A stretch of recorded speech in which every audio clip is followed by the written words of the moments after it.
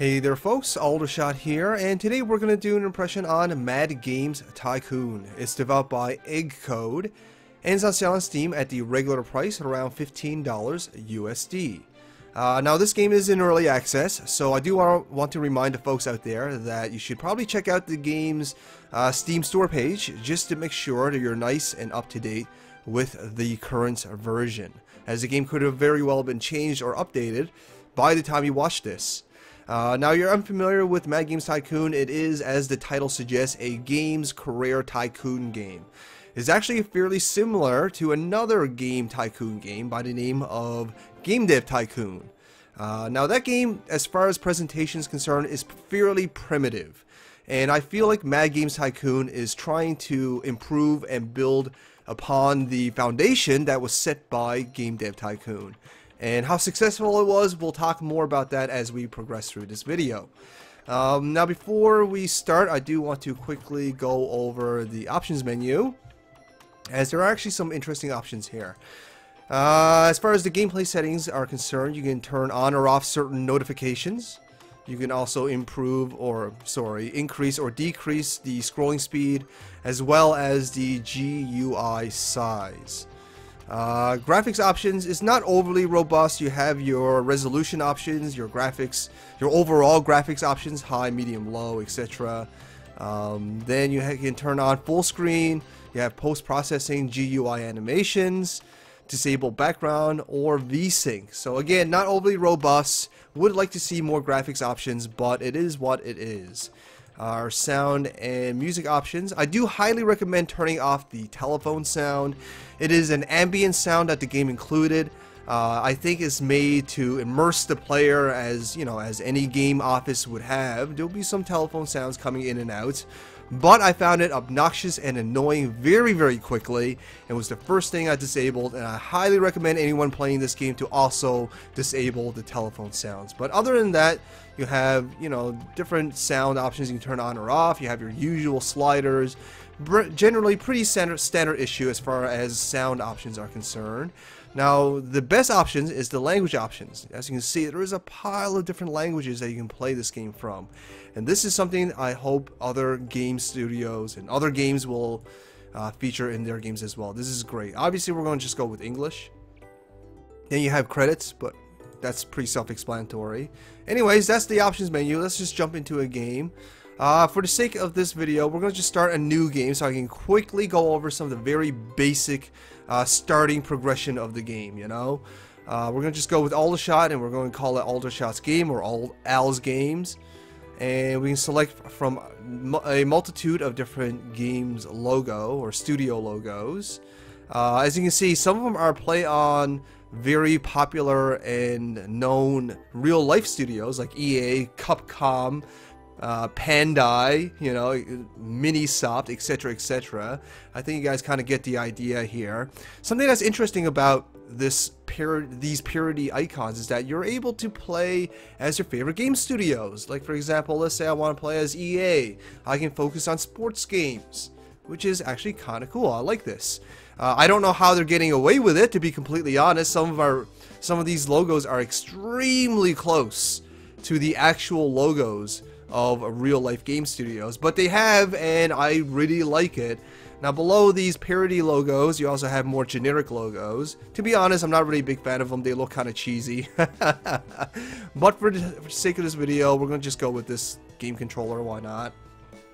We can also select from our country of choice. We're going to just go with US. We can choose our gender. We're going to just go with male. And we can choose from a variety of game settings. We're going to just go with default. Why not? And over here, when we make our new character, we can choose our stats and our specialties. Let's see, our specialty will be in, I don't know, let's say sprites. Why not? We'll just go with sprites. And our special genre, we will go with RPGs. That's our specialties. We have 5 points to divvy out. Something I don't like about this is that we're not able to turn down certain basic or certain default stats to give us more points to play with. We're stuck with the default stats. We can only improve upon it. I would like to see it I would like to see this game give us the options to decrease certain stats so we have more to play with. But for the time being, we'll play with what we got. We'll put 3 points into game design, 2 points into programming. Alright. We can play from different difficulties. Now, I played about my first 10 hours, I played this game on normal. And I gotta say, it's brutal. It's brutal. I played 3 games in that first 10 hours, and all 3 games ended up hemorrhaging money. And I couldn't do anything after a little while. I just owed the bank millions, and I wasn't making enough money to pay them back. So I just literally sat in the office hemorrhaging money. Normal difficulty is extremely difficult. I can't even imagine what hard and legendary is going to be like. The most fun I've had is on easy difficulty.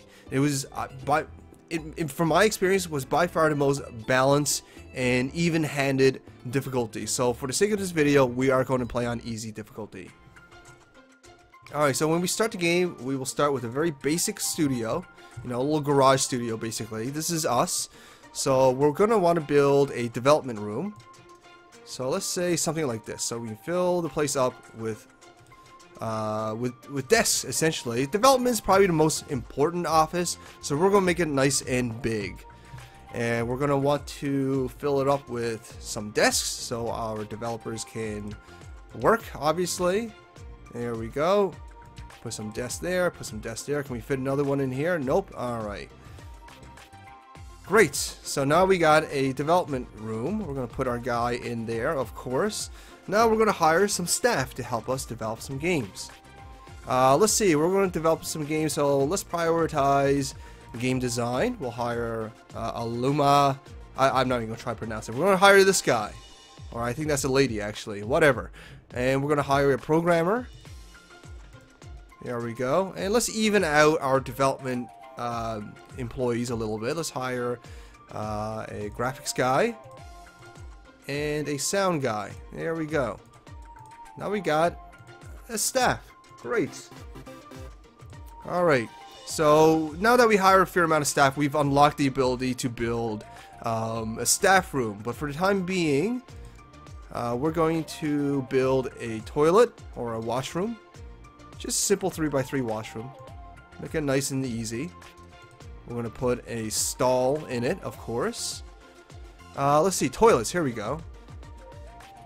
Just like that. And what's a washroom without a hand dryer? And a sink. There we go. Now we can also build a staff room, which we will as well, to keep our staff nice and happy. So we'll build one, just in a little staff room right here. Just like that. We'll put a door here. Perfect. And we will fill the staff room with staff room stuff.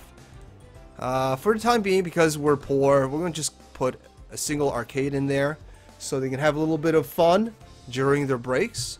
Alright, so our studio is nice and ready to go. We should probably develop a game. Let's start the development cycle, shall we? What are you doing? Go back in there. Okay, now that we have a staff, we have a development room. Let's develop a game. We'll call it Game Awesome. Yeah, awesome title. And before we start actually develop our game, let's take a look at our current trends. Right now, up here is our trends.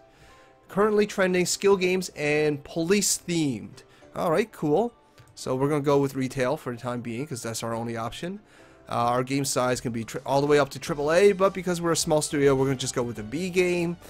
We're going to select from a variety of different topics. Unfortunately, we don't have police available to us currently, so we're going to just go with detectives. That's close enough. Now we can select our genre. Let's see, skill games are trending, so let's develop a skill game. Perfect. We don't have enough money to buy an engine, so we'll just go without an engine, and we're going to just select our platform. Our only platform available to us is the PC, so we'll go with that. Can we buy any kits? No, we can't. Alright, we're going to just go with this. Now over here is where we'll be able to choose from our game specialty. Now this is a, let's see, what are we building? We're building a skill game that's based on detectives. So we should probably play, since it's a skill game, we should probably focus more on gameplay than graphics. And we're going to focus more on game length over story. And we're going to focus more on functions over atmosphere. And because this is a skill game, we're going to focus more on depth, not all the way, but mostly on depth. And it's going to be marketed more towards the core gamer over casual gamers. Now, there's a few reasons for this besides the main genre of the game, you know, skill game.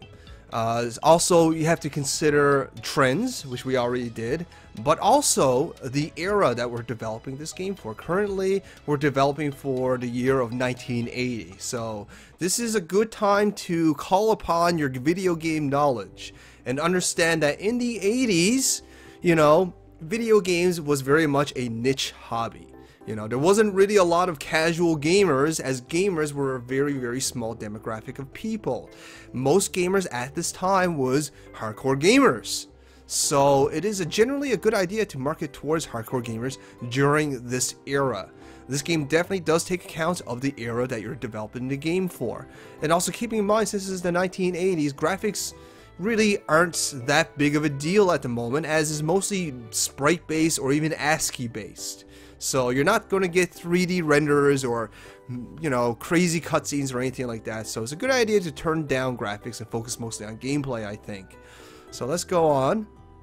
Over here we can prioritize even further on our game's specialty. So again, we're going to turn down the priority on graphics. We're going to turn down the priority on sound. We're going to turn up the gameplay way up, all the way even. And we're going to turn up on technology as well. I don't want to turn graphics all the way down, just mostly down. And over here we can select from a variety of different language packages as well. Currently it's only English, but we turn it all, as you can see, the dev cost is $63,000, which is a lot of money for us. We only have $82,000. So we're going to just turn it down to just one language. That'll bring our cost down to just $18,000. So we'll go with that. This is our current features. We have ASCII text-based graphics as well as PC speaker sounds. And let's start developing. We're going to just speed up time down here until our game is developed. Our game dev's skills will affect the timing of development as well as the equipment that we have available. We only purchased cheap desks, so that is going to slow us down a little bit. Later on we can buy more expensive desks that will improve our development cycle. Let's see. Game Awesome is now released, or at least ready to be released. So we are going to publish it now. We're going to find a publisher. It is a skill-based game, so let's see if we can find a publisher with skill-based fan base. Nope, I'll jump. Fighting games, interactive movies, adventure, sports games, simulation, RPG. So nothing in skill-based, unfortunately. So let's focus on Shears. This guy, or Hasbro's, will give us $6 per game, whereas Chemco will only give us $5. The stars represents the market strength of this publisher. They're all pretty similar. You know what? Let's go with Sierran Games. It has a 2-star market share. It'll give us $6 per sale. And the fan base is mostly adventure, which doesn't really match our game, but whatever, we'll just have to go with it. Alright, very good. And this will tell us how well our game's doing. Alright, 72%. That's pretty good. That's not bad for our first game. So that's published. Excellent. So now that our game's published, let's fix some of our bugs. Let's go to updates. Develop patch. Oh, we got no bugs in our game. Okay, perfect. Bugs will hinder our sales and our profitability, so it's a good idea to patch them out after release if possible. So since we don't have any bugs, let's work on an update to extend our game's life. So we'll turn on all of it. Our update will cost us about $16,000, or $1,600 I mean, and we'll go with it. We'll speed through time. So over here will tell us how well our game's doing currently. Alright, this will tell us what we've unlocked, blah blah blah.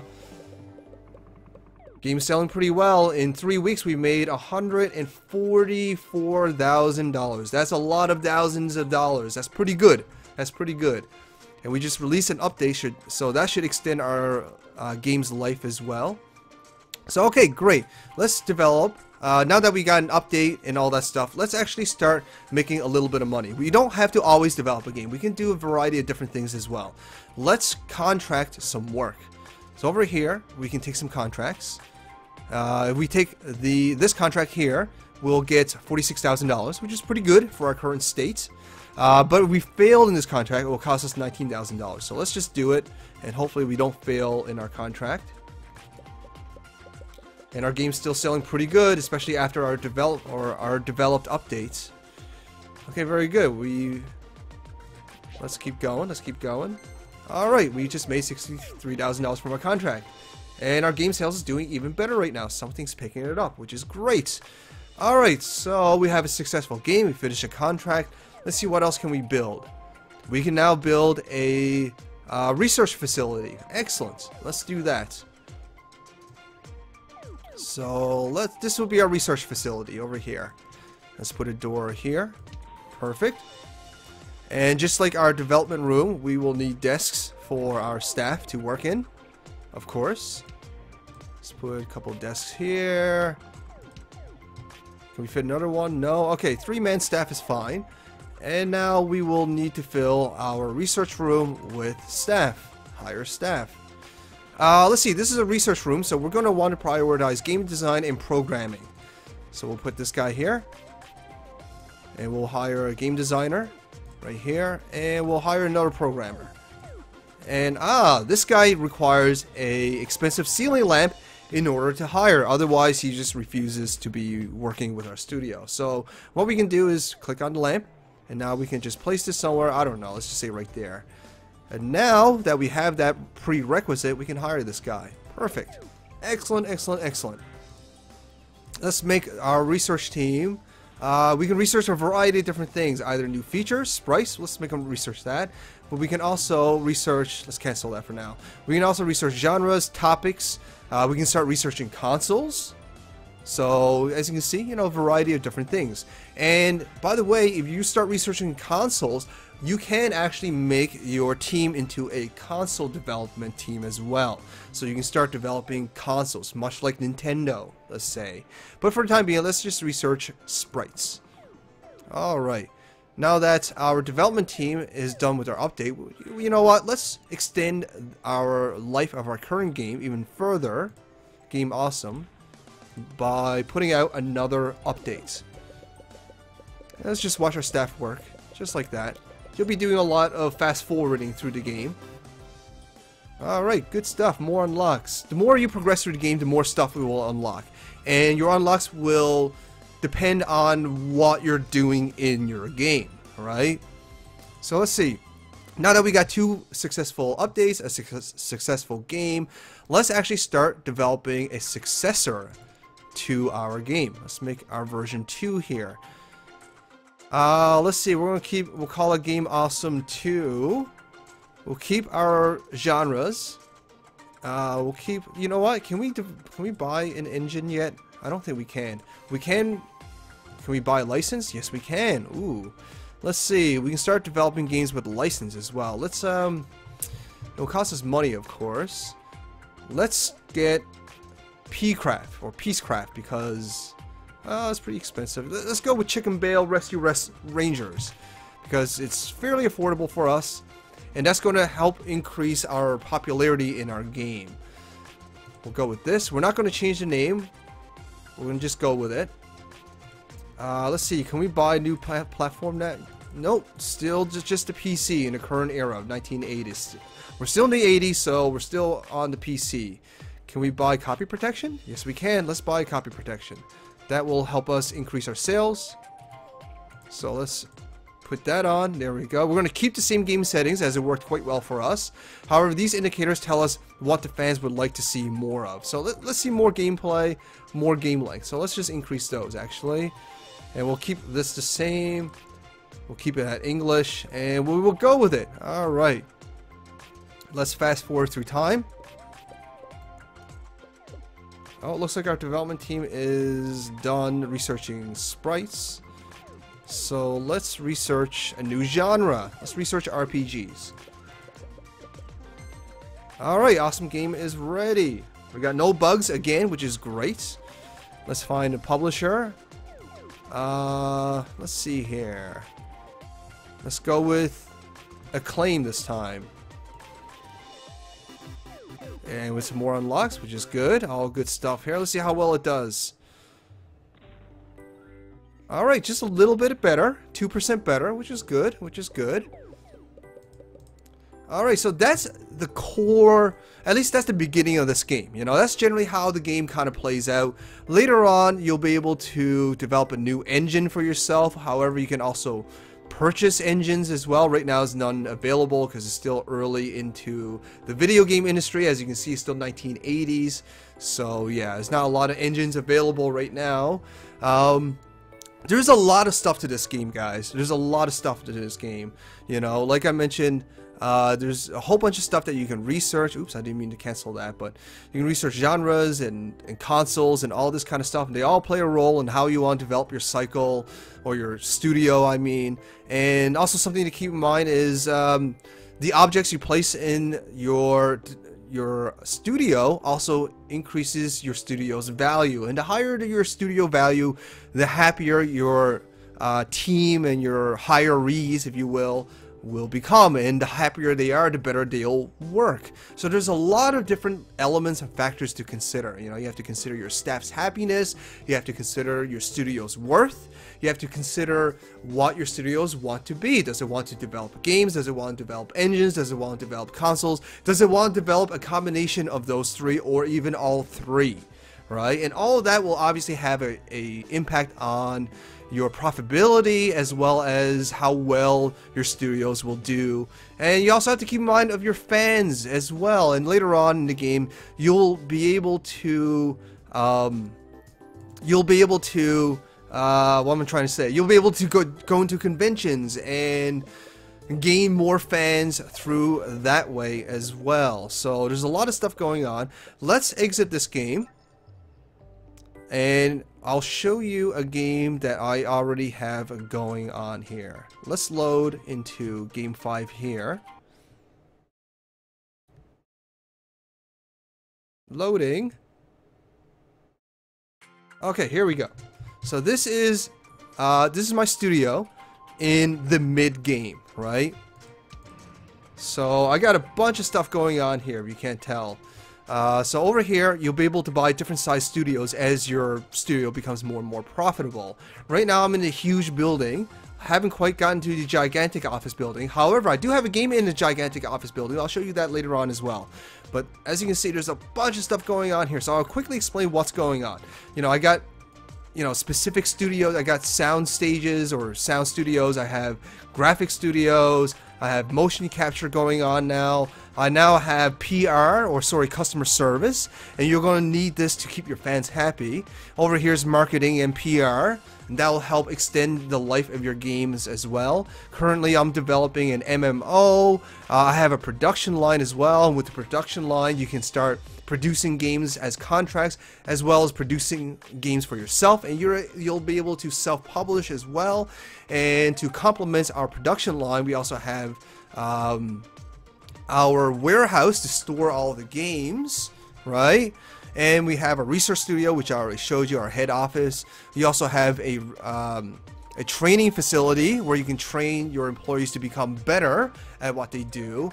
You know, there's a lot of stuff going on here, and as you can see, I'm developing a game here, and these parts of the studio, the sound and the graphics and the motion capture, these are focusing their work on the game that this current development room is focusing on. I have 3 development rooms. I can technically develop 3 games at the same time, increasing my profitability.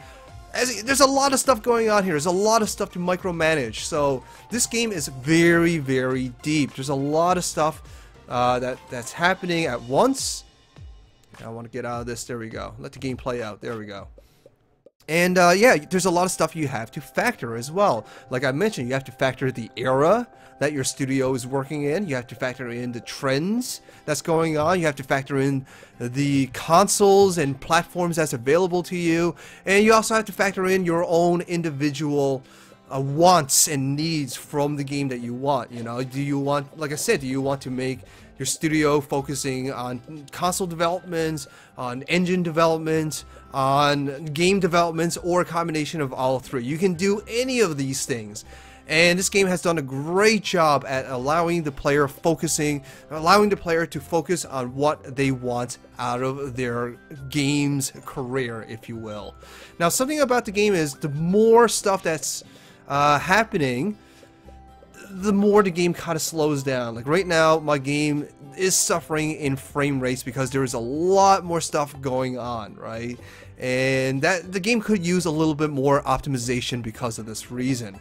Now, as far as how fun it is, it's very, very addictive. I found this game to be a lot more addictive than, say, Game Dev Tycoon. Mainly because... let's make these guys do something. Let's make them do contract work. Why not? Mainly because there's a lot more to micromanage. In Game Dev Tycoon, I just pretty much have to develop or think about my game developments and my console development and all this stuff. In this game, I have to focus more on accessorizing my studios, you know, making it worth more, as well as keeping my staff happy through its worth. And you know, it's just a lot more stuff to micromanage. And also the presentation of this game I find to be a lot more attractive than Game Dev Tycoon. It's a lot more high fidelity. You know, you actually have 3D models working around. You can see your staff members going from room to room, living out their day, you know, going to the washroom, going to the staff room to enjoy their breaks, and all this sort of stuff. And yeah, I like it. I mean, the visuals and the presentation itself is very, very utilitarian. It's not like the most artistic game I've ever seen, right? But it's very, very utilitarian as far as its presentation. I think it works really, really well and definitely adds to the enjoyment of the game as well, right? As far as the sound's concerned, you know, you have your usual simulation jingles happening in the background. The beeps and the boops from clicking on buttons is very similar to games like The Sims or any other kind of simulation game. And yeah, it's just very well presented. You know, it's not, like I said, it's not the most artistic game in the world, but it is it does work very, very well in the game's favor. So no real complaints as far as its presentation. I think it has it nailed down pretty well. The only negative I can really think of is I'll show you in my other game. I'll start bringing up some of the negatives that I've come across with the game. The first negative I want to point out is some of the balance issues. Like I mentioned in the beginning, normal difficulty is brutally difficult. My first 10 hours was in normal difficulty. In all 3 games I played in normal difficulty, my game started hemorrhaging money. There was nothing I could do. I started borrowing money from the bank, and that just compounded the money problems I was suffering already. My games weren't doing that well. I tried my best to focus on, you know, the current trends. I tried my best to pay attention to the current era that the game is being developed for, but it just wasn't doing very well. I just couldn't develop a successful game in either of those 3 games. I only really started having fun on easy mode, and on easy mode I felt the game to be a lot more fair, a lot more balanced, you know? I mean, my games weren't all successes. I was still failing in some games, and it wasn't like I was getting 80s and 90s in all my games. It wasn't that easy. It was still definitely a challenge level, but I was actually progressing on easy mode at the very least, which is something I liked about it, right? So as far as difficulty and balance is concerned, I would like to see the developers take another look at normal and the harder difficulties, because I find them to be relatively unfair. I don't know how RNG plays a role in this game. I don't know if it does at all. One of my friends who's also playing this game said that he played 2 different games that had the same kind of, you know, era that he was developing for, as well as trends, and he developed the same game on both those games, and they both did equally well in 2 different games. So there is definitely some kind of consistent formula at play here. However, I couldn't figure it out in my first 3 games on normal difficulty, and again, my studios just kept failing. I didn't have any fun. I only started having fun again when I started playing on easy difficulty, right? Anyways, I'm going to show you another complaint I have, and in order to do that, I will have to load a game that is further involved, further into it. Let's go into this one here. Loading actually takes a little while sometimes. I don't know what's up with that. Okay, here we go. this is my current game right now. I am currently busy building a new game studio in the highest, I guess, tier of building that you have available to you, the gigantic studios. And I'm still currently building the studio. And one of my complaints is that once you put a room down, you can either delete the room or that's it. You can either delete the room or nothing. You're not able to edit it, which is unfortunate because when you delete a studio, it costs you a lot of money. It doesn't return a lot of money, right? So you're just going to lose money. And I'm not able to, let's say, turn this customer support room into a game dev room. And that's really unfortunate. I actually have to delete it and then rebuild it, and that kind of sucks, right? I would like to see an option to turn one room into a different room, a different type of room. I'd also like to be able to customize the room size a little bit more for efficiency's sake. For example, this hallway is extending all the way down here. I would like it to end right here, so I have a little bit more space right here to play with, so I can accessorize this room a little bit more to increase my studio's value, but I'm not able to do that. I'm only able to build square rooms, and that's really unfortunate. And also, I'm only able to place just one door. I would like to place another door here, just for aesthetic reasons, for no other reason, just for aesthetic reasons. I like to make it so I can put multiple doors in any given room, but I'm not able to. I'm only able to put one door per room. And also, I would like to be able to transit one room to another, whereas right now I can only transit one room to another if I build a hallway. And that's also unfortunate as well. So I would like to see more customization in how to build my studios. That's going to be another critique I have with this game, right? But other than these two main critiques, you know, some balance issues with its difficulties, as well as better customization in, you know, building different sizes of rooms, and as well as being able to change my room types instead of having to actually delete it. These are my main critiques. Other than that, I had a lot of fun with Mad Games Tycoon. I think this is a very, very deep and rewarding career tycoon game, and I think, I'm gonna say it, I think it has the potential to be the tycoon game equivalent to City Skylines, right? That's how I feel about it. That's how strongly I feel about this game. You know, I feel this game has the potential to hit the nail on the head, much like City Skylines did for City Simulations. But the game does have a long ways to go in order to do that. You know, mainly its game difficulty balance. I think I'd like to see that rebalanced a little bit, as well as some better customization and better updating of the rooms that's already developed, right? Now, something else about the game too is I am a little concerned about its end game. What happens when I fill my gigantic studio up with stuff and my studio is doing very, very well? I'm just making money now. I'm just developing games or consoles or whatever, and I'm just making tons and tons of money. What now? Is there a step above it? Can I build another studio? Can I start building studios in foreign countries? You know, can I start focusing on publishing? Well, actually, I can do that, which is great, by the way. But I like to see a more robust end game. So what I find so far from playing Mad Games Tycoon is I find the early game to be very brutal at times, and the mid game to be the most enjoyable aspect of the game, while the end game, though I haven't fully reached it yet, I do see a potential of it getting kind of boring. You know, like once your studio is completely filled in the gigantic studio or gigantic building right here, and there's no more room to build, and your game or your studio is already very, very successful. What then? What now? Like I said, I would like to see it build upon it. I would like to see an option for me to build another studio. I would like to see my company to progress beyond games developments, you know? I like to see, can I become another Steam? Can I make a platform where I'm just publishing games and making money that way? You know, all these sorts of things. I would like to see a more robust end game if possible. Because for the time being, we can only go into the gigantic room, fill it up, and then start making money, and that's essentially the end game, right? But the road to the end game is long. Even on easy difficulty, it still took me about, I think, about 20 hours or so to get to the gigantic office building. And even now, I'll show you again in my current game, I'm still filling it up.